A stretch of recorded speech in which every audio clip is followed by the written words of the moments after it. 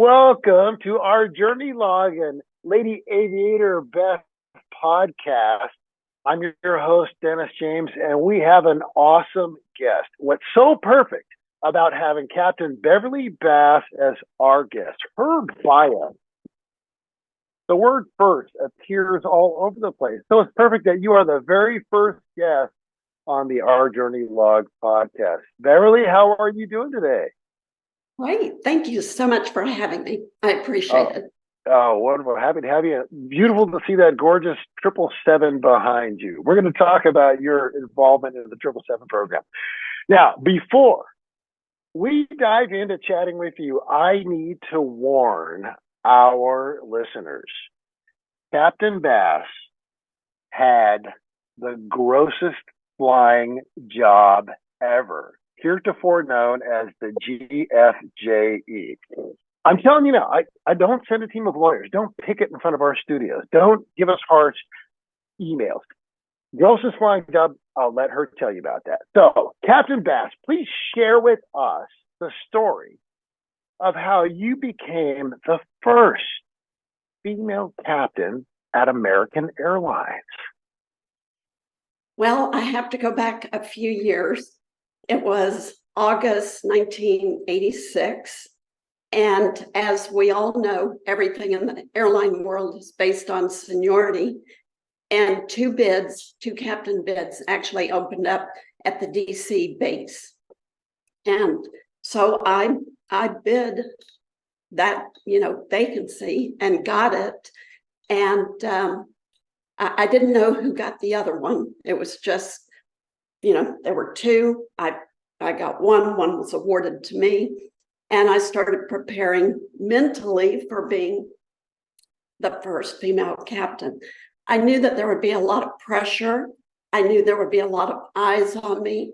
I knew I would be pretty much in a fishbowl throughout training, but I don't think I realized ahead of time how extensive that would be. My sim partner was a male pilot, as you would expect.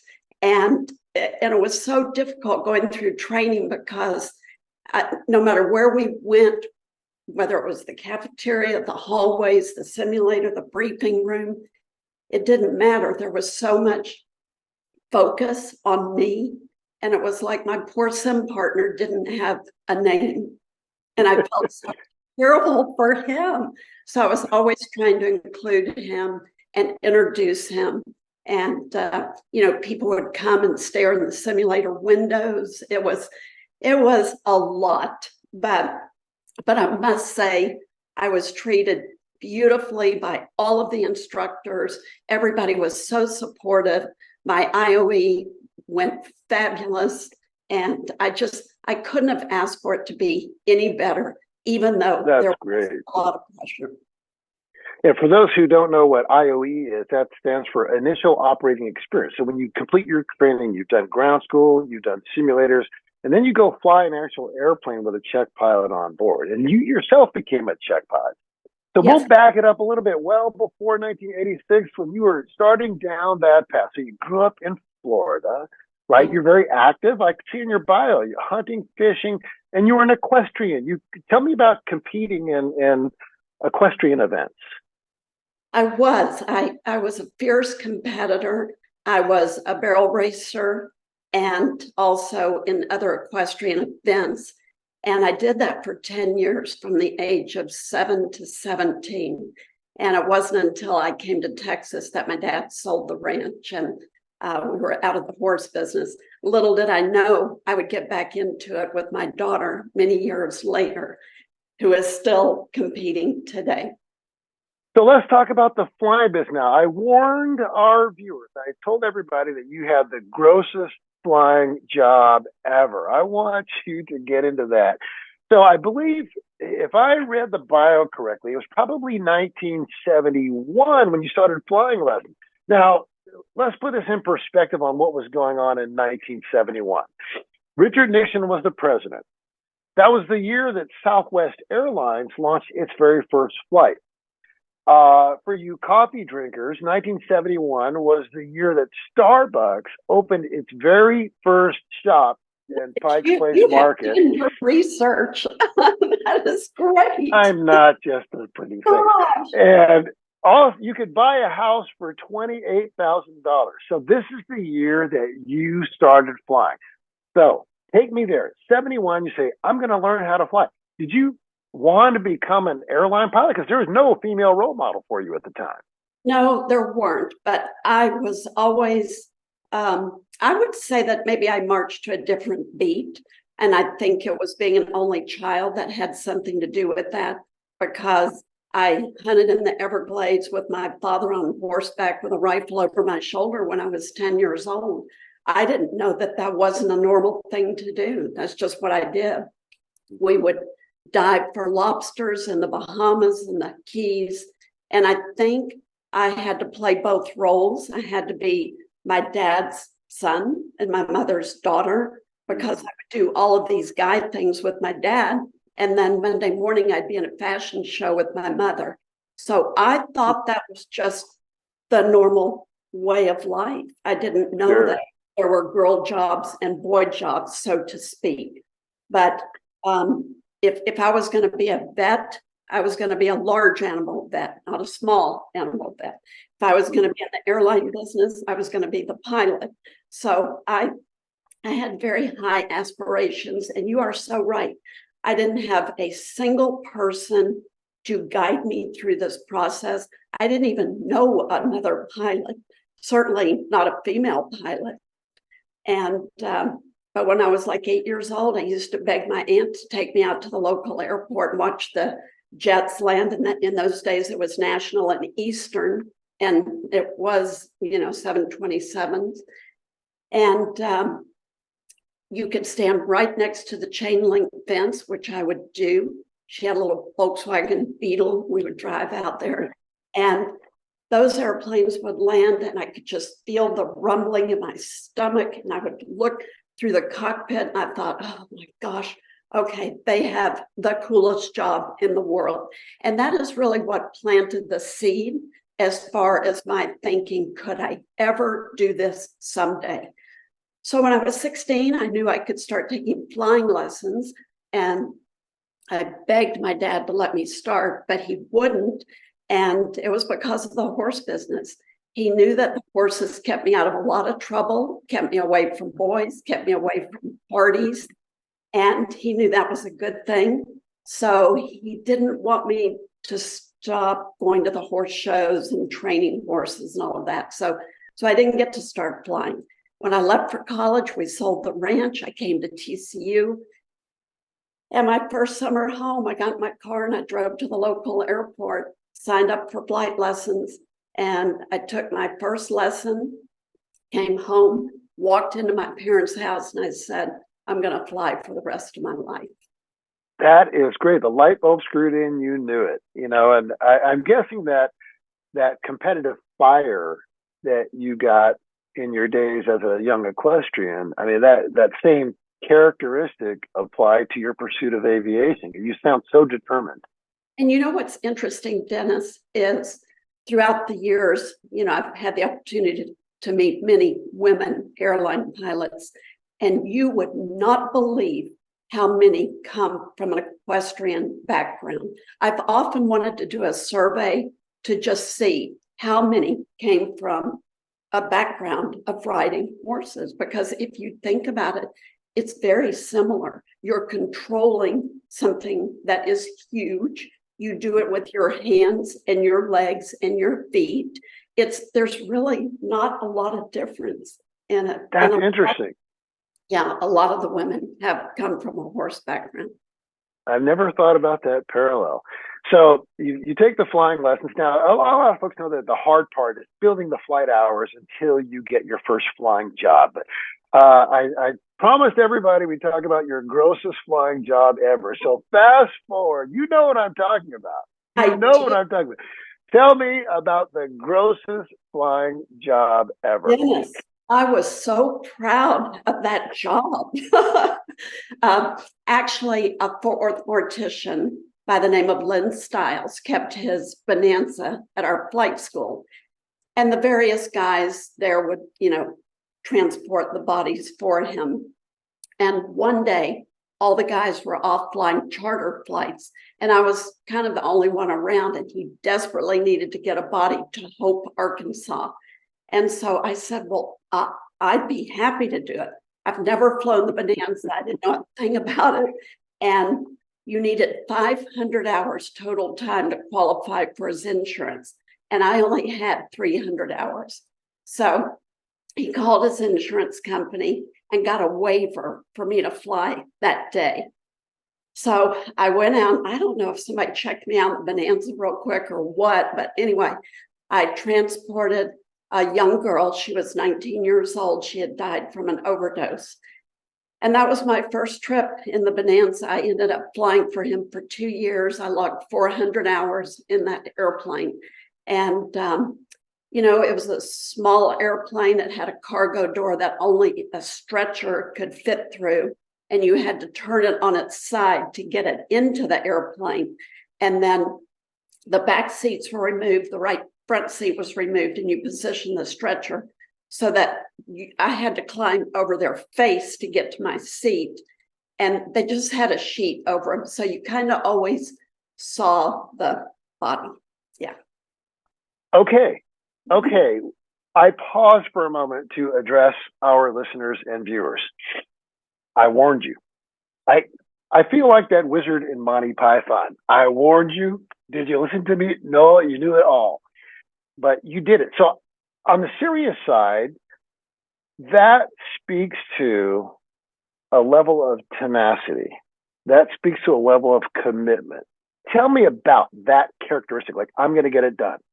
Well, I knew I had to build my flight time. I was working on my CFI, and somebody was going to pay me to fly their airplane. I got paid $5 an hour, and I thought that was a massive amount of money. And I wasn't having to pay to rent the airplane. So it was a win-win for me. And I always said I would fly anything they put in the airplane except drugs. I would have never gotten involved in any of that. And let me tell you, back in those days, that was common in Texas. Yes. Yeah. Cross-border runs. Right. So let's fast forward to American Airlines. You're hired. You're not the first female pilot hired, but you're in that initial cadre, you and Bonnie, right? So you've held positions as both a chief pilot and a check pilot. Could you briefly describe these roles and elaborate on the challenges and achievements that came with holding these titles in a male-dominated industry? Sure. Well, I checked out as captain in 1986, and 2 years later, they asked me if I would consider being a check airman. And at that time, we didn't have any female captain check airmen. We had flight engineers who were check airmen, but not captains. So they wanted me to be an X type and teach at the schoolhouse and then fly the line as an L type. I really only wanted to be an L type. My love was always flying the airplane. So they agreed to let me be an L type. And I said, I don't know how this is going to work. I don't know what it's going to be like for a very junior, the only female captain, giving line checks to very senior captains. But I'll give you a year. Well, it obviously went very well. And I ended up doing it for 16 years on 4 jets. Outstanding. So it was. That is good. That is great. That is great. We're going to continue. Just wanted to say we are talking to pioneering Captain Beverley Bass on the Our Journey Log, a Lady Aviator Best podcast. Now, I want to fast forward to obviously the most impactful event in aviation history, the 9/11 attacks. So Gander, Newfoundland, built back in the 30s, because back in the day, airplanes couldn't make it all the way across the Atlantic from interior locations. So they built this field in Newfoundland. Who knew that years later, everybody would flock into Gander when they closed the U.S. airspace? So you were flying. Now you were going, it was Paris to New York, right? Was that Paris to Dallas. Oh, Paris to Dallas. Yes. And take me from when you're first notified that the U.S. airspace is closed and you have to divert? Okay. Well, actually, I was having breakfast in Paris that morning, and I was notified that the airplane was going to be late coming inbound. It had a mechanical, had an issue with the labs. And so they tried to fix it at Kennedy and didn't get it fixed. But anyway, the airplane arrives in Paris. And so we're actually about 2 hours late departing Paris. And the only reason I interject this part is, had we left on time, we would have never ended up in Gander. So that's sort of an important part of the story. So anyway, we launch, we're westbound, we're literally right over the middle of the North Atlantic. And I believe it was a US Air airplane that was ahead of us. And they came on the air-to-air frequency and said that one of the towers in New York had been hit by an airplane. And the co-pilot and I were just having lunch, and we talked about it. And we said, gosh, we knew the weather was great, and we assumed it was a small airplane, but didn't know too much about it. And then it was probably about 20 minutes later when that same airplane came back on the frequency and said, the second tower has been hit. And with that came the word terrorism. And I was really pretty naive. I still didn't even comprehend what that could possibly mean. We didn't know any details. We didn't know who the airplanes belonged to. We didn't know that they were hijacked. We didn't know anything. That was all we knew. Yes. And so the next thing we heard on the same frequency is, when you reach 50 degrees west longitude, you will get your orders as to where you're going to divert, because they've closed not only New York's airspace, but now all of the airspace is closed. And so exactly what happened. We reached 50 degrees west, and actually, as you probably know, you talked to Gander Control at that point. And they ordered us. We weren't given an option. They ordered us to land immediately in Gander. The hardest thing was what I was going to tell the passengers. Yes. So I called the lead flight attendant up, told her what we knew, which was not much. And I wrote out a PA, and I said, I want to make sure you're okay with this PA, because I'm sitting behind a locked cockpit door. You're the one who is with the passengers. So I read the PA. She said it was fine. I made it, and it ended up being okay. And so we landed in Gander. I was 7,000 pounds overweight. So I jettisoned the fuel. We were 36 out of 38 wide bodies to touchdown that day. And we stayed. Wow. 5 days. So 30, to put this in perspective for everybody, in one moment there, the population of Gander goes up by 66%. Tell me about how your experience in leadership prepared you for the events of that day. It's so hard to put that into words, because it was not an event that any of us had ever trained for. We had never prepared. We had never rehearsed it. We had never simulated it.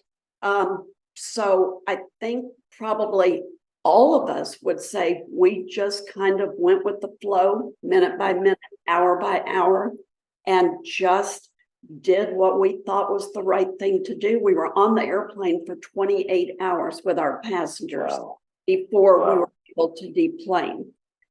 And I think one of the things that we did, which helped a lot, is, first of all, my passengers were great. I only had a problem with one lady. I ended up having to call the authorities to deal with her, but she was the only passenger that caused any problems. We were able to listen to the BBC on our aircraft radios. So we let the passengers funnel through the cockpit. We let them come up, learn a little bit about the airplane, hear the news, kind of understand a little bit about what was going on, because back then, we didn't really travel with cell phones. Right. And if you had a cell phone, certainly the crew members didn't. If you had a cell phone, you didn't have any way to charge it. We didn't have receptacles in the airplane to charge the cell phones. Right. So whoever had a phone was losing its battery power, and that was the end of their communication with the home front. So, Wow. yeah, I don't feel like I did anything any different than any airline captain would have done. There was nothing extraordinary about what I did. I just went with the flow. That's all we could do. It was really. Well, I will humbly disagree with you. I do think your performance was extraordinary, and I think others did. They did a Broadway play about it. You're the only pilot I know about whom a Broadway musical was made, Come From Away. We only have a few minutes left, but can you address that really quickly? Well, that was very unexpected, of course, but we went back to Gander for the 10th anniversary. My husband and I were invited back. And the playwrights were there, and they were interviewing everybody in town. They interviewed hundreds of people. Well, as it turned out, I was the only returning pilot. And the only reason for that is I don't think any of us knew that there was a big event going on, because in Canada, they kind of, I hate using this word associated with 9/11, but they kind of celebrate. They celebrate the goodness of what they did for all of us in that time. And so the events are fabulous. But anyway, I was the only pilot that they had to interview. And I always describe myself a little bit like a cupcake. I was a pilot, so they had a pilot story. The icing on the cupcake was that I was a female pilot, so it created a little more interest to their story. And the cherry on top was that I was America's first female captain. So it really gave them quite a bit of depth to their story. And yes, it did go to Broadway, and it's been insanely successful. That's great. Well, I would like to add a few sprinkles to that cupcake, Captain Bass. I'll share with our listeners and our viewers right now. I personally had the honor of flying with you 34 years ago, and I got back from that trip, and I distinctly remember saying to myself, now that is what professionalism is all about. So those are the sprinkles on that cupcake.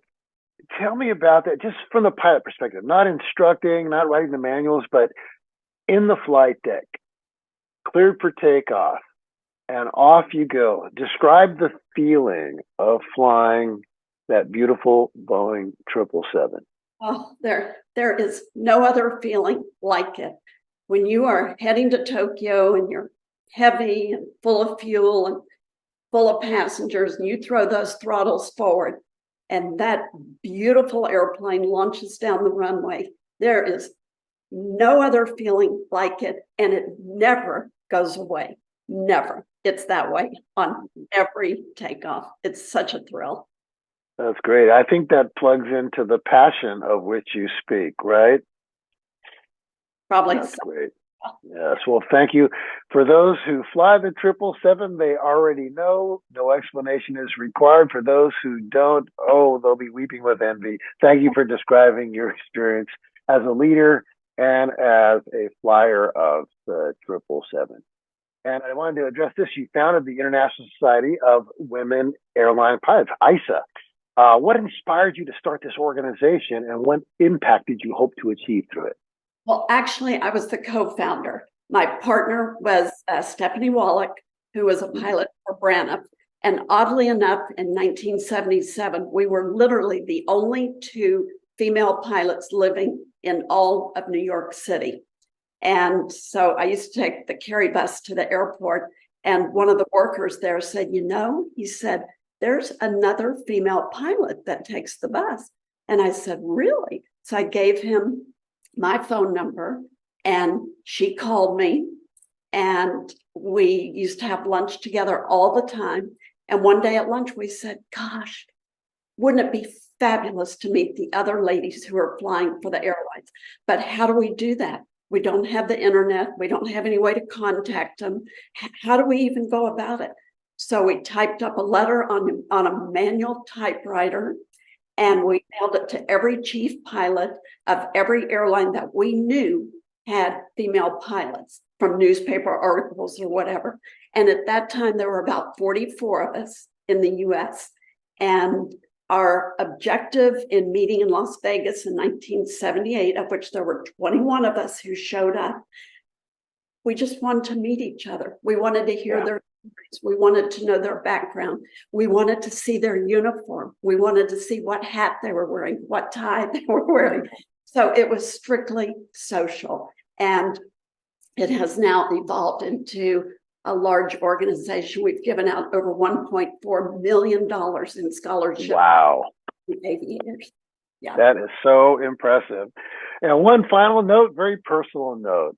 Your daughter, Paige, has chosen to become a pilot and pursue a career in aviation. She's at American Airlines. What was it like for your daughter to follow in your footsteps? Well, when she was a little girl, she thought that's what women did because all my friends were pilots. And she just assumed that that's what girls did. We took her to a soccer game one day. My son was playing soccer. And in the car on the way home, she said, now, Mom, she's like 3. She said, now, girls fly jets and boys play soccer. I said, yes, that's exactly right, Paige. That's how it works. So, I love it. That's the power. That is the power of being a role model, right? gosh, so unexpected. Yep. When she was little, it's all she talked about. She couldn't even say pilot. She wanted to be a PITOT, a pilot.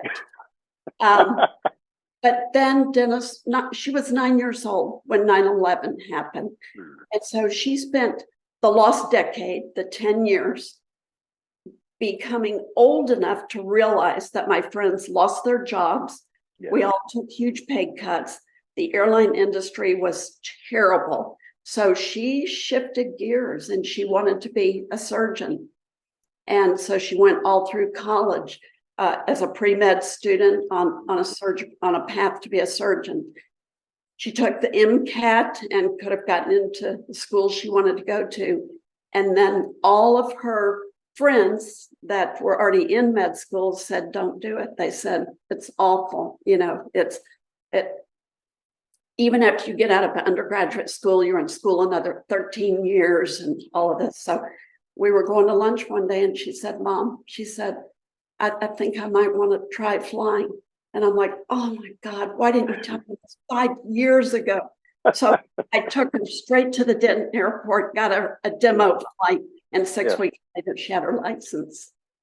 All right, Captain Bass, all of our guests are going to face some general questions here.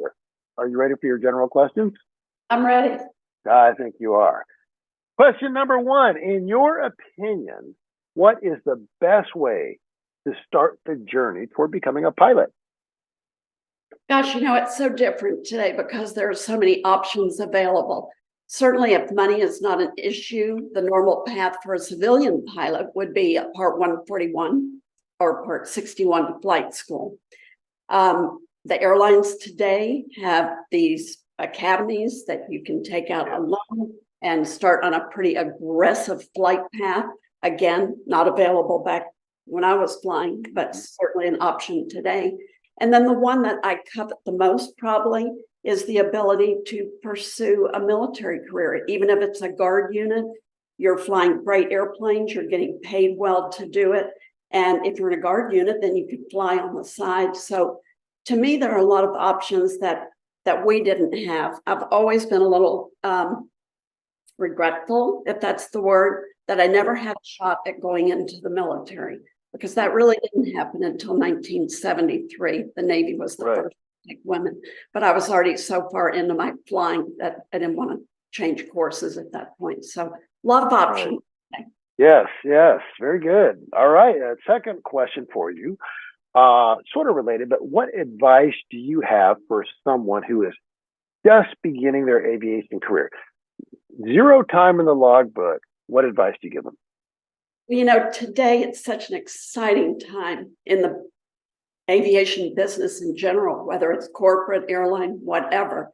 Everything is on the upswing. Everything is going great. But as we all know, it usually doesn't stay that way. Right. And it is very cyclical, as it always has been. So the enthusiasm today, I find so many people, a lot of flight attendants are an example. They think, oh my gosh, I can go from flight attendant to captain in 0 to 60, But what I think is the most important thing is if you do not have that underlying passion, it is so challenging and so difficult to actually get yourself in a position where you qualify to even interview at the airlines. Mm-hmm. Yes. I know passion is such an overused word, but I think it is so incredibly important. You have to be in love with flying to pursue. I like that. Yes, tap into the underlying passion. That's excellent advice. Okay, third question. We're kind of building on the same theme here, but for those who are already in the industry, so they've got the logbook, they've got time going on, they've got ratings, but they want to go to work for a major airline. They want your Delta, American, United, or if they want to go into a pilot management role. What advice do you have for them? Well, pilot management role, I don't know a whole lot about because I wasn't one who went back to college and got my master's degree, but I do hear people talking about that is an excellent path into management, is to pursuing your education outside of flying. So that is a great perspective. But the flying is so different today. When I was coming up, there was not even a chance that a female pilot was going to have any jet time. The first 5 female pilots at American do not have a single hour of jet time. And why is it? Because we weren't accepted back. Jets were not prevalent. All of the regionals, there weren't many regionals, but the regionals flew props or turboprops. They didn't fly jets. And today, the young people coming up just have so many options as far as how to build their time. My daughter, for example, had 700 hours total time and got hired to fly a Global Express, which is, for those of you who don't know, is one of the high-end corporate jets in a worldwide operation. She had 700 hours total time. She's landed in Singapore, Moscow, all over South America, all over Europe. I was flying dead bodies to Arkansas. So it's just so different today, and the options are just incredible.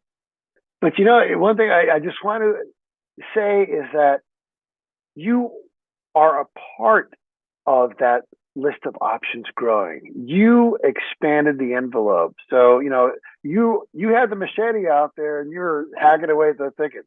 All right, our last question, deeply personal here.